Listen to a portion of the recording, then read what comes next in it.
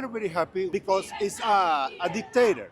They are a criminal. In Venezuela, the people, they don't have food, medicine, security, insurance, everything. I am half Venezuelan. My dad came here during the 80s before Chavez.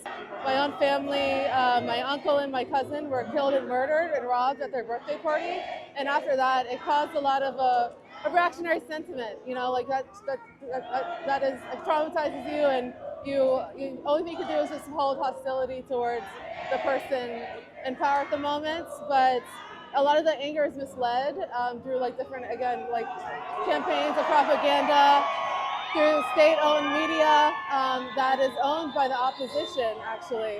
I find it ironic that people are praising the idea of, you know, justice being served and the idea that, you know, this is going to somehow return a democratic society, when my dad tells me during the 80s that people were getting kidnapped out of their homes at night under Perez, political opposition, and they were getting kidnapped out of their homes, put on a helicopter, taken to the jungle and thrown off the helicopter. So the idea that there is something democratic that existed before is complete bullshit. I mean, ironically, Trump admitted himself that Maria is not favored.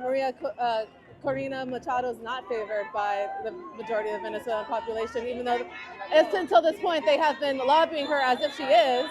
So I don't know who Trump could have in mind at this point to be replacing, but obviously it's just going to be somebody who serves, you know, United States interests, who will loot the country and, you know, as it is happening here, serve oligarchs. None of the wealth will trickle down to the, you know, the general people. Also, there's risk of civil war because there is enough of a contingent of Chavistas and opposition that there can be a war for years, and the United States will have to put themselves on the ground, just like in Iraq and everywhere else that we've intervened, to try to move things in our direction and stop the war.